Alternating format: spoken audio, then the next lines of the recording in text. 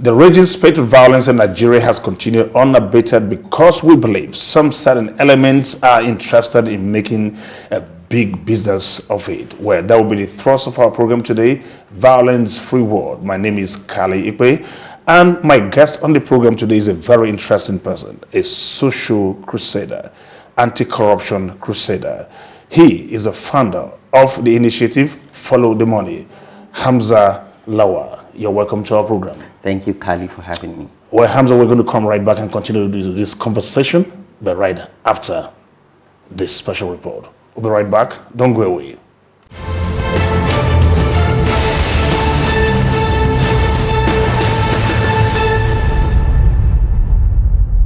Insurgency in Nigeria has festered with audacious capacity by the day, a trend only possible due to robust funding. Sources of financing for insurgency or terrorism are usually illicit and illegal. The prevalence, therefore, of illicit financial flow in Africa makes it possible for insurgent groups to thrive at the scale that they have on the continent. Chief among these groups are Al-Shabaab and Boko Haram. It is speculated that illicit financial flows from Africa could amount to as much as $50 billion per year. In Nigeria, for instance, it is calculated that $142 billion left the Nigerian economy between 2002 and 2011. No other African country loses more. There is no doubt about it that illicit financial flows is what Boko Haram depends on to survive. How else do they make their money? They are not on the stock exchange. They don't have a business they are running, and yet they have access to sophisticated arms. They have access to all kinds of military gadgets with which they protect themselves and all of that. So definitely there's somebody there under the table working out financial flows for them, and it's definitely illicit financial flow. There's no way you're going to legally fund a terrorist organization through regular financial channels. Nobody goes to a bank to put money into their account owned by a Boko Haram or an ISWAP, for instance. So all the funding for terrorist activities are done usually through illicit means. Illicit financial flow is essentially money illegally earned, transferred, or used, which may be in form of money laundering, tax abuse, market and regulatory abuse, along with practices that go against established rules and norms, including legal obligations to pay tax. Banditry, armed robbery, kidnapping, and terrorism, amongst other vices, have dotted our space and consciousness over the years. But none has been as costly and as deadly as the Boko Haram insurgency in the northeast. What began as an ordinary social unrest in the northeast Nigeria in 2002, led by certain Mohammed Yusuf, who was later killed by the Nigerian police, has today turned into a full-scale war. It is estimated that at least 1 million people have died on the account of the Boko Haram insurgency. Definitely, there are a lot of us who are enjoying the instability in our country.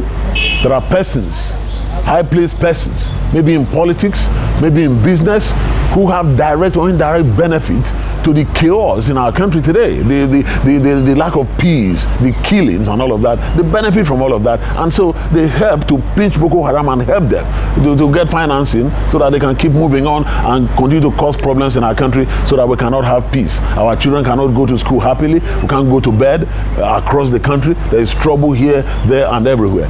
Persons who are benefiting from this chaotic situation are those who are helping Boko Haram to continue to succeed. On a final note, however, it is pertinent to note that while the Nigerian government continues to invest heavily in prosecuting the war, too many secret motives have made the situations frustrating.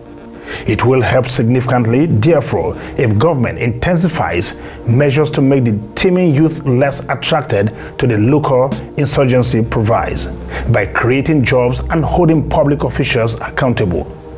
Tighter surveillance on how monies are moved around will also serve to weaken the financial backbone for the Boko Haram insurgents. An unwavering commitment to the cause is key to achieving a violence-free Nigeria.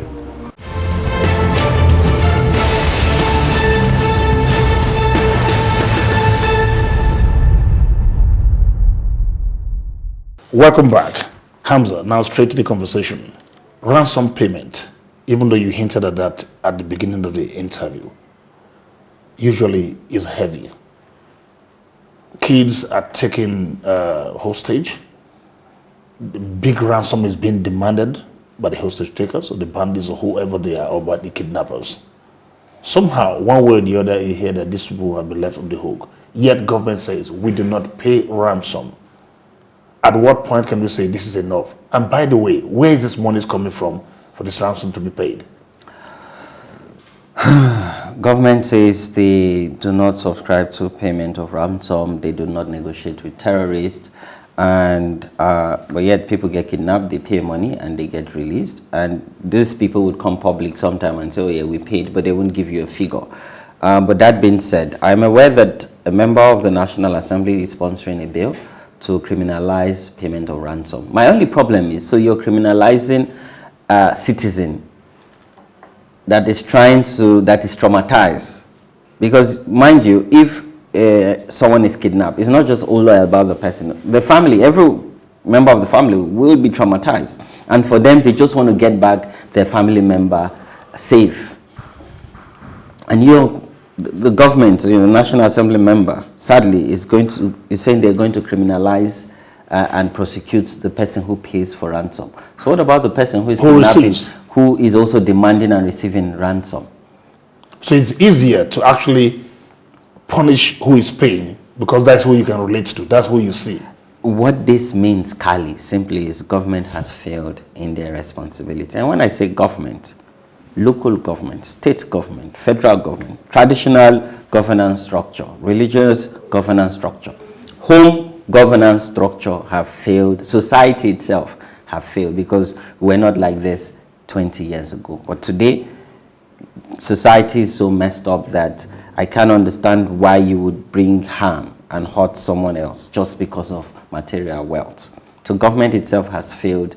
And again, where's all this money coming from? I know people, when they get kidnapped, they have to sell their properties. Family members have to contribute, and then social media people, people get emotional about this and they want to contribute, or friends, and relatives. But a lot of money is exchanging hands. And mind you, Kali, the fact that you're kidnapped and you pay ransom does not mean you even come out alive. We've seen instances where even with the ransom payment, they still go ahead and kill, And the funny part, does not mean you're not going to be kidnapped a second time. Yes, because we've seen reports where someone was kidnapped, released, and re-kidnapped again. Because he's juicy. Because no one is safe in Nigeria, and it's so juicy. And again, that's why I say government must change that narrative. Because if a young person out there thinks that kidnapping, and Kali, I'm glad I'm talking to you as a media practitioner. There was a big mistake the media people did when they apprehended, what's the name of that kidnapper again? I can't remember. Evans. The way they amplified his story. And I think there's no report or data to back this up. But after Evans' case, kidnapping went on the rise. Because they were showing Evans' wealth and the monies he has made and how he was so comfortable just from the industry of kidnapping. So they marketed. Yes, indirectly, they were marketing Evans, the kidnapper, and kidnapping itself as a venture. That's a very serious one. Serious indictment of the media. If I were going to ask you, assess the role, aside that, of the media as far as violence generally in Nigeria is concerned, do you find them complicit in something? You just found them, but generally, beyond this point. You see, the media people are the ones who set and shape narrative. For every conversation we would have, be it politics, governance, education, healthcare, the media are the ones who inform people and set an agenda for us to have a conversation. So I believe that maybe they need to rethink, media practitioners need to rethink. Why can't we be patient for the prosecution of these people who have committed crime? And then you can amplify that if you commit this crime, this would be the end result, rather than amplifying the crime itself and the benefits that the person got from the crime. That's prescriptive and well said too. Solution-wise, how do you think we can cut off funding to Boko Haram? I think that first, we must agree that we want to have a cashless economy. I can't understand where government is saying they have a cashless economy. The Minister for the Minister for Information and Digital Economy launched a digital policy, but yet the conditional cash transfer is payment of cash, millions of naira, heap on the table, counting and paying, people under the SIPs. Why are we not ensuring that payments are now done on mobile phones from account to account? Because for you to curb this, you must do away with cash transaction. Today, if you go to some countries in Europe or in even some supermarkets in the US will tell you, oh, we don't accept cash. Even they see you with $100, they would check it. They would even, I remember I was coming back from Germany one time and I had €200 cash and I bought something for €200 and the woman called police and then the police came and was asking me a question. Why was I holding €200? Why? Not 2,000, 200. €200 cash, one bill. That the lady now later apologized and said she cannot remember the last time she even saw €50. That most people swipe their card. Because when you use card, you can trace transaction. CBN can clamp down on this account. But when you're moving cash, Hamza, as far as that is concerned, I can imagine how embarrassed you feel that criminals go about with POS. And I hear the explanation, they make sense to me, that there's a particular place is domiciled somewhere, and then it's not accounted for. I don't understand. It doesn't add up. Maybe you know. No, what this means is there's no political will. Because for every transaction, CBN has data. NFI is the Nigerian Financial Intelligence Unit. They have data. EFCC have data. Mind you, you remember before now, NFIU was domiciled under EFCC at one point, and it was domiciled under CBN. And then the World Financial Body came and said, if NFIU does not become independent, Nigeria was going to go into that crisis where we would not be able to enjoy, a digital financial transaction. And then a bill was speedily passed under Saraki, and they made them independent and autonomous under the presidency. Every transaction, wire transaction, POS has a digital footprint. I cannot believe or understand that someone would walk into the bank and cash this money and then no one is complicit. Why is EFCC able to clamp down on Yahoo boys? Because they have access to illicit financial activity, and then they can either freeze your account, and then when you go to the bank to want to clear it, then they apprehend you and they ask you to come and give account how you got this money. So I cannot understand that. For us to get lasting solution, Kali, we must go to ensure that we do away with cash economy. It has to go cashless. And it's easy. Why do we have 1,000? Why do we have 500? Let's have small denomination. Highest 100 naira. Every other thing, do your POS or do mobile payment. But what this also means is we need to invest in infrastructure. Because you can't say you want to go digital or you want to go cashless, and then in Kara, Namuda, and Zamfara State, there's no network. It will not work. So you must ensure that you work with the private sector that would bring the investment. And you need to see this as an opportunity because, one, if you're building infrastructure, it means you're creating jobs. Look at it now. You have various POS terminals.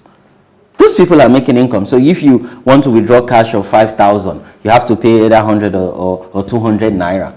For that service. So why can't we ensure that we create those terminals where people can go and swipe their cards and pay for goods and services? Hamza, what I gleaned from your inputs here is that there's a lack of political will to carry out all of this stuff, which is actually very, very much doable. That's for the same reason they insist that people should have their SIMs registered. Once it's registered and a kidnapper is talking to you, somehow you can tell from where they are speaking. But there has not been the will to follow. There has not been the will also to trace this. We have the technology. Yes, there's no political will. Yes. But we have the technology. There's this friend of mine, and I follow him on Twitter. He's an investigative journalist, Fisayo Soimbo. One of his friends in the civil society space was kidnapped. They even got data on the location of the kidnappers. But they didn't get support from the security agencies. Political will. Yes, to mobilize an attack. So we have these tools, we have this gadget. We just recently, NIA got money to even track WhatsApp and listen to audio calls and conversation. And government is saying, oh, it's to tackle insecurity. So we have it, but there's no political will. Because when you even get all this intelligence, are you able to mobilize timely to arrest the situation? Hamza, you make it seem like some people are hesitating to make transparency the watchword. Transparency, even with voting, like you hear, then someone is not quite eager and enthusiastic about ensuring that votes are transmitted electronically, to be sure too that your SIM registrations count when it comes to security tracing, to be accountable enough to also see that financial transactions are traceable very easily. But again, you hinge it on political will. And the other last word beyond political will is trust. So there's no trust. Between who and who now? Government and the people. So the people have lost trust and confidence in their government. The government also is saying that if we become more open, that we will be more vulnerable. So there is no trust. And the government must lead in building that trust back. Because see, the lasting solution with the political will must be trust. Why can't citizens trust that if I register my BVN or if I link my NIM, government is not using my data for something else, or is my data secured? Why should I subscribe to NIM or to the BVN? So again, Kali, we need that collective trust, but we need a singular database, citizens' identity database. Why do I have a driver's license, a voter's card, international passport? What else? Why can't I just have a social security number like in the US? Or just in Nigeria, okay, the NIM number, but you tie it to everything. So I don't have to go and register for voters, driver's license, international passport. If you do this, because see, when you do this and you communicate it timely, this time around, the digital era, we're dealing with fake news, misinformation and disinformation. Mind you, people are making a lot of money from misinformation. Not only money, building political capital. Hamza, what I'm able to glean from all of what you have said is that this political will and trust, but I was even going to ask you again, trust between who and who? You said government and the people. And I said there's a thin line between government and the people, because it's from the people that government is actually from. And somehow, some persons amongst the people are feeling that it's going to be my turn someday, let's just block this way, because I just may as well benefit as much as possible from it. It's a very crazy mentality, but it's prevalent and it's going on, and unfortunately so. But regardless, going forward, I think that makes me feel very much hopeful about this political way thing. You're not telling them what they do not know. They know that someday it will come around. Yeah, it will not be forever. And this has to do with patriotism, putting your country before anything else. Yes. Let's have that collective unity and vision where we want Nigeria to prosper, because the only thing that has brought us together beyond the geographic location is the country itself. Before you would even call me as an individual, it's my country, because the country have made me who I am. So I think we must abide by that patriotism to our country and service to humanity. So take back our differences and our selfish interests and put Nigeria forward. If Nigeria prosper, you and I would prosper. There will be no insecurity, and then we'll have more investments. Young people will have more jobs, so we'll tackle unemployment. Out of school children will go back to school. There will be health care, and we'll truly enjoy the dividends of democracy and participate, because again, it's about participation, active participation by citizens. As I'm sure somewhere in your mind, you must be thinking about a way out of this situation. That will come at the latter part of our discussions. We have wanting you also to touch also on several other issues related to this funding thing. But that will be when we return from this break. We'll be right back. This is Violence Free World.